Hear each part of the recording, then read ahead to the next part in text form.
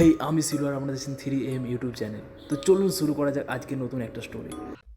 বিকেল গড়িয়ে সন্ধে হয়ে গেছে যখন বাস থেকে নেমে গ্রামের মেঠো পথ ধরে হাঁটা শুরু করেছে মৃণাল। বাস থেকে আরেকজন যাত্রীও তার সাথে নেমেছে এবং সেও একই রাস্তা ধরে হাঁটা শুরু করেছে তারই সাথে। হাতিমপুর যাচ্ছেন নাকি মশাই? আগে হ্যাঁ, আর আপনি? আমিও তাই। তা আপনি কোনো কাজে নাকি ঘুরতে এসেছেন? আগে কাজে। এই সবে বদলি হয়ে হাতিমপুর পোস্ট অফিসে জয়েন করব কালকে সকালে। ও, তাহলে আপনি হাতিমপুরের নতুন পোস্টমাস্টার মশাই? আগে হ্যাঁ, আর আপনি? হোটেলে নাকি কাজে? আমার ওই কাজ আর ঘোরা দুটো একই সাথে হয়ে যায় বলতে পারেন। আমার নাম কেশব মুখোপাধ্যায়। আমি ওই ট্রাভেল ডকুমেন্ট। তাহলে একটু অবাক হয়ে গেল। কেশব মুখোপাধ্যায় নামটা কেমন চেনা চেনা লাগছে। ট্রাভেল উইথ কেশব বলে যেই শোটা ডিসকভারি চ্যানেলে হয়, আমি কি সেই আপনাকেই সেখানে দেখেছি? আগে হ্যাঁ, এই তো চিনে ফেলেছেন। আপনি তো মহান ব্যক্তি মশাই, আপনার শো তো ভীষণ ফেমাস। তাই এবার হাতিমপুরের মতো বদ্ধ গ্রামে কি কাজে এলেন? এসেছি একটা বিশেষ কাজ। নেহাত আপনাকে বলছি, আপনি কিন্তু কথাটা আর পাঁচ কান করবেন না। না না মশাই, আমি আর কাকে জানাবো? এই তল্লাটে আপনাকে ছাড়া এখনো কারোর সাথে আমার পরিচয় হয়নি কিন্তু। বেশ, তাহলে শুনুন। এখানের ইতিহাস সম্পর্কে অধ্যয়ন করে জেনেছি এখানে একটা পুরনো কেল্লা রয়েছে। নবাব আলীবর্দী খাঁ যখন বাংলার নবাব ছিলেন তখন তিনি এই কেল্লার নির্মাণ করিয়েছিলেন। এই কেল্লার ভেতর একটা পুরনো মন্দিরও ছিল, যেখানে নাকি প্রত্যেক অমাবস্যার রাতে নরবলি হতো। সে সে কি মশাই, নরবলি? তা ওই হাতিমপুরে? এই ইতিহাস তো আমার জানা ছিল না মশাই। আপনি কেন, এ গ্রামে প্রায় কেউই এই কেল্লার ইতিহাস জানে না। এখানকার লোকে তো ভয় ওই বাড়িতেই যায় না। ওই কেল্লার এখানে একটা লোকাল নামও রয়েছে, হানা বাড়ি। তাই নাকি? তার মানে আপনি বলতে চাইছেন ওই বাড়িতে ভূতেরও উপদ্রব রয়েছে? অতগুলো লোকের বলি হয়েছে মশাই, দু একখানা ভূত থাকলেও থাকতে পারে। কথাটা কেশব বাবু মজার ছলে বলল। মৃণাল কিন্তু মনে মনে একটু ভয় পেল বটে। কথা বলতে বলতে ওরা গ্রামে পৌঁছে গেল। তা আপনি থাকছেন কোথায়? এখানে আমার এক বন্ধুর মামার বাড়ি রয়েছে, যদিও সেই বাড়িতে বাড়ির চাকর ছাড়া আর কেউই থাকে না। আপাতত সেখানেই থাকার ব্যবস্থা হচ্ছে। আর আপনি? আমাকে ওই আগের পোস্টমাস্টার একটা ভাড়া বাড়ি ঠিক করে দেওয়ার কথা হয়েছিল। করেছেন কি না গেলেই সেটা টের পাবো। তাহলে বলছি কি, আজ রাতটা বরং আপনি আমার এখানেই কাটিয়ে দিন। দুজনে বেশ জমিয়ে গল্প করা হয়ে যাবে। তা অবশ্য ঠিক বলেছেন। আমারও আপনার কাছ থেকে হাতিপুরের ইতিহাস জানার ভীষণ ইচ্ছে করছে। কথা বলতে বলতে দুজনে কেশবের বন্ধুর মামার বাড়ি গিয়ে হাজির হলো। রাতের খাওয়া দাওয়ার পর কেশব বলল, বেশ অনেকটা খেয়ে ফেলেছি, চলুন একটু হাঁটতে যাবেন কিনা? আর রাতে খাওয়া দাওয়ার পর আমারও একটু হাঁটার অভ্যাস রয়েছে।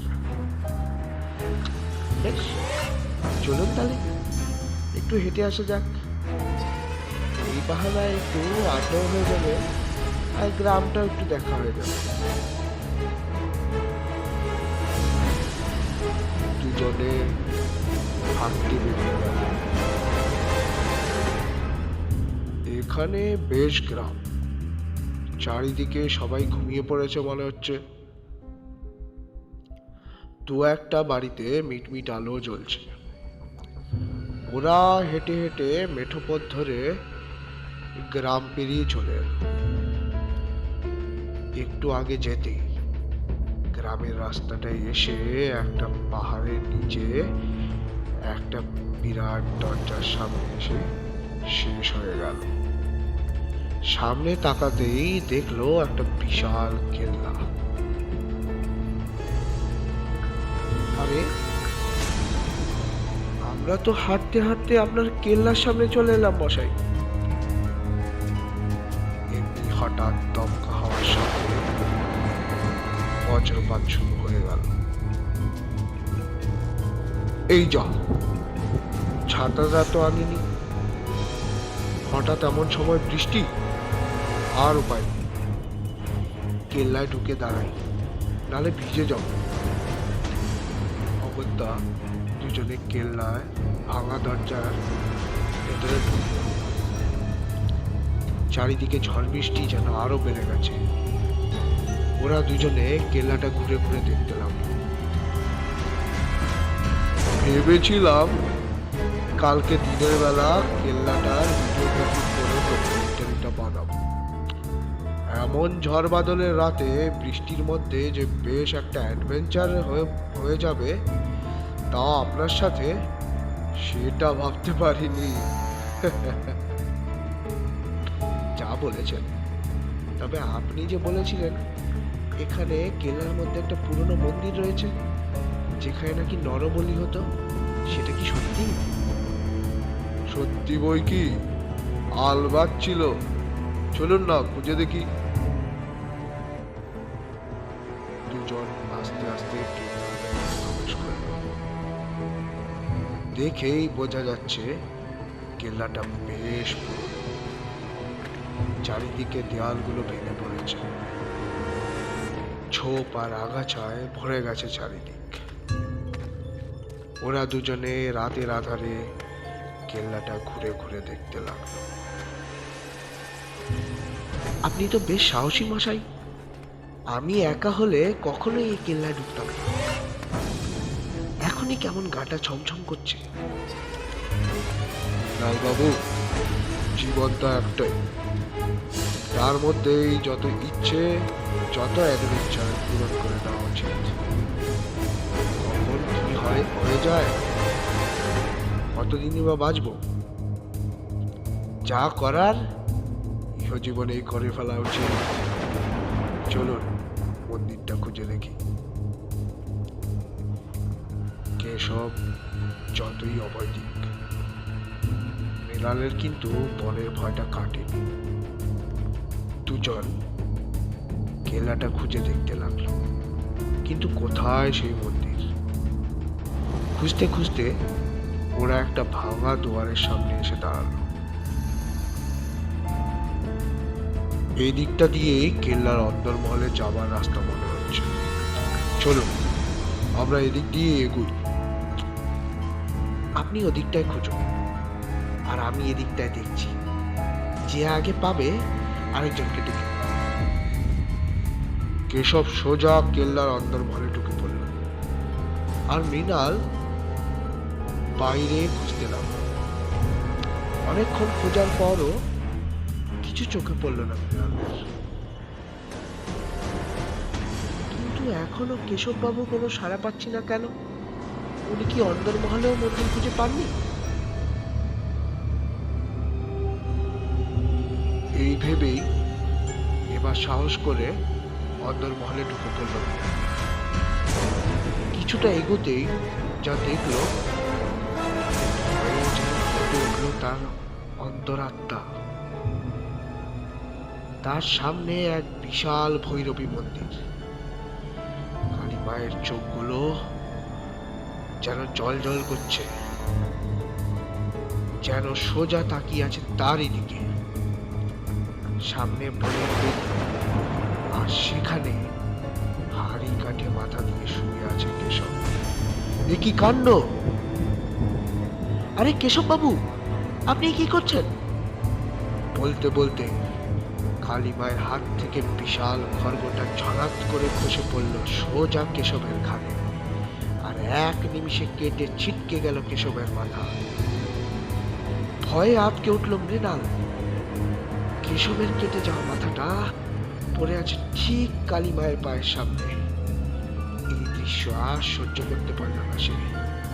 সোজা ভয়ে আর আতঙ্কে জ্ঞান হারিয়ে মাটিতে লুটিয়ে পড়ল মৃণাল।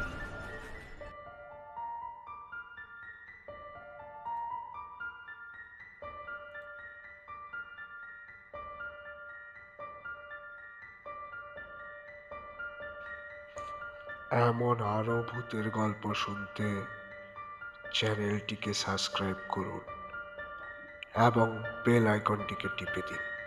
ধন্যবাদ।